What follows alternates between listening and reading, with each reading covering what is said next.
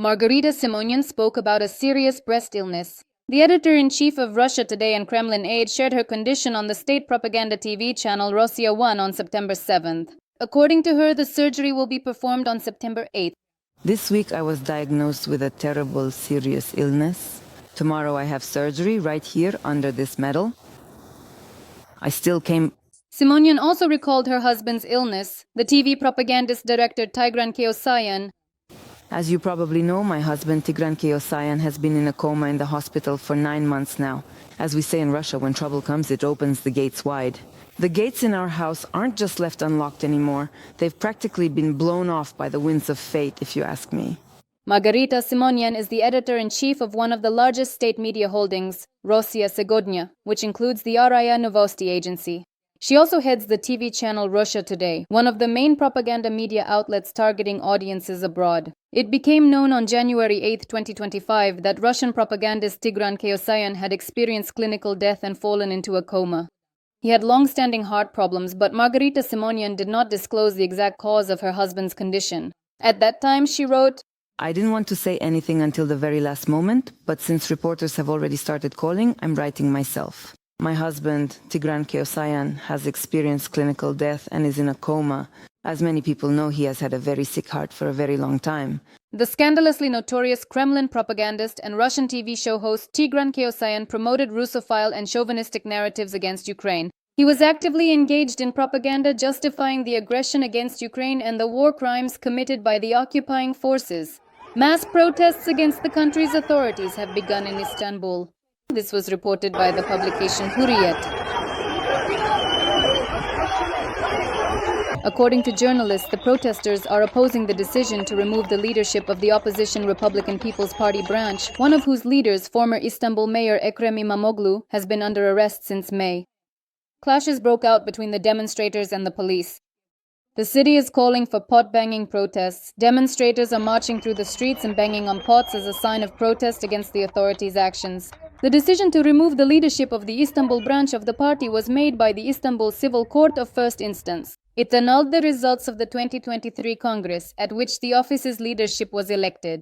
In addition, the Istanbul Governor's Office has announced a 3-day ban on gatherings, demonstrations, press statements, and the distribution of leaflets in several districts of the city. The ban will last until September 10th and applies to the central districts of the capital. Let us recall that Ekrem İmamoğlu is considered Erdogan's main rival in the 2028 elections, which is why his case in Turkey is seen as a politically motivated attempt to eliminate a competitor. He was detained on March 19, 2025. This also sparked a wave of mass protests in Turkey. At that time, more than 2 million people took to the streets to protest the arrest of the mayor of Istanbul. The Turkish opposition began collecting signatures for early presidential elections. A few days later, the politician was removed from his position as mayor of Istanbul and accused of bribery. In July, he was sentenced to 1 year and 8 months in prison. The war economy continues to take its toll on Russia. The country is preparing for budget cuts. This is reported by the Financial Times. Oil and gas revenues have fallen by 20% since the beginning of the year, GDP growth has slowed by almost half, and the budget deficit has reached 4,900 billion rubles. The Ministry of Finance is already discussing cuts to non-military spending, infrastructure, subsidies for clubs and sanatoriums. Economists believe that the gaps will be filled through new borrowing and partially from the reserve fund, half of which has already been spent on the war. Experts note that for the first time, the Kremlin is facing the need for real trade-offs in the budget. They will have to choose between military spending and social programs. At the same time, the risk of recession is becoming more likely. Russian regions have also faced a fuel shortage. 95-octane gasoline has started to disappear from gas stations even in Moscow. The same situation is happening in Saratov. Residents complain that they are forced to buy lower-quality 92-octane gasoline. One of the city's gas station chains was forced to admit that there is no gasoline in the city and there won't be any. According to media reports, fuel has virtually disappeared from gas stations in Zabaikalsky Krai, Primorye, and the Russian-occupied territories of Crimea and Luhansk. As reported by the Telegram channel Kremlin Snuffbox, the Russian government was unpleasantly surprised by the reaction to the publication about the possible introduction of food ration cards for certain categories of Russians due to rising prices. According to one of the channel's sources, a food shortage in Russia is allegedly not expected, but he supports ration cards as a way to protect a significant portion of fellow citizens from problems and to give them constant access to basic foodstuffs. Meanwhile, the European Union may introduce new sanctions against Russian banks and energy companies. This may be done as part of the latest round of measures aimed at putting pressure on the Russian dictator Vladimir Putin to end the war against Ukraine. This was reported by Bloomberg, citing people familiar with the matter. US President Donald Trump responded to the massive shelling of Kyiv by the aggressor country, which Russia carried out on September 7th. As CNN writes, the American leader stated that he is not pleased with the situation in Ukraine. According to him, "I'm not happy about what's happening there. I believe we will resolve this." Trump stated that in the next few days he will have a conversation with the Russian dictator Vladimir Putin. In addition, the American leader is ready to move on to the second stage of imposing sanctions against Russia. In response to journalists' questions about whether the White House is ready to impose sanctions against the Kremlin and punish Putin for the massive strikes on Ukraine, Trump answered in the affirmative. He also added that at the beginning of the week, some European leaders will visit the White House, with whom he will discuss Russia's war against Ukraine. According to Sky News, in response to Trump's statement about being ready to strengthen sanctions, the Kremlin said that Europe and Ukraine are doing everything possible to draw the US into their orbit. According to the publication, they also added that no sanctions will ever be able to force Russia to change its position. It should be noted that despite the efforts of Donald Trump and European leaders to achieve peace, Russia continues to ignore the peace process, intensifying its shelling of Ukrainian cities. On the night of September 7th, Russia carried out another massive strike on Ukraine, using more than 800 attack drones and missiles. In particular, as a result of the attack, a 9-story residential building in the Sviatoshinsky district of the capital was partially destroyed from the 4th to the 8th floors. 3 people were killed there. Among them were a mother and her 2-month-old son. Ukrainian President Volodymyr Zelensky emphasized that Russia continues to kill when real diplomacy could have started long ago, committing a deliberate crime and prolonging the war.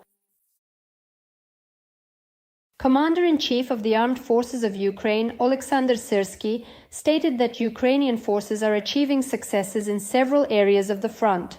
On his Facebook page, he reported that in the Pokrovsk and Dobropilya directions, a significant portion of territory has been deoccupied.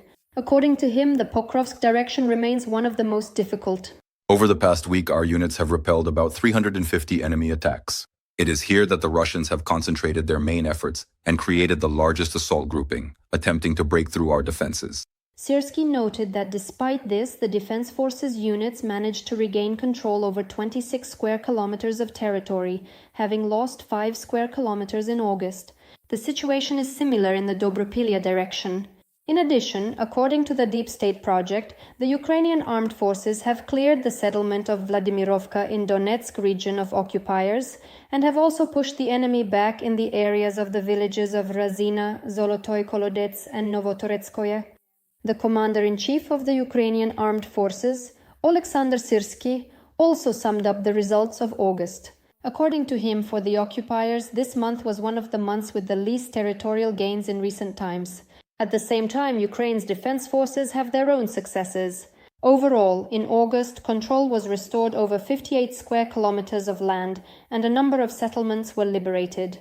The commander-in-chief of the Ukrainian armed forces added that during the month, Ukrainian deep strike assets struck 60 targets on Russian territory, as a result of which the aggressor country's ability to produce fuel and lubricants for the army, missiles and drones, as well as air defense systems, was weakened.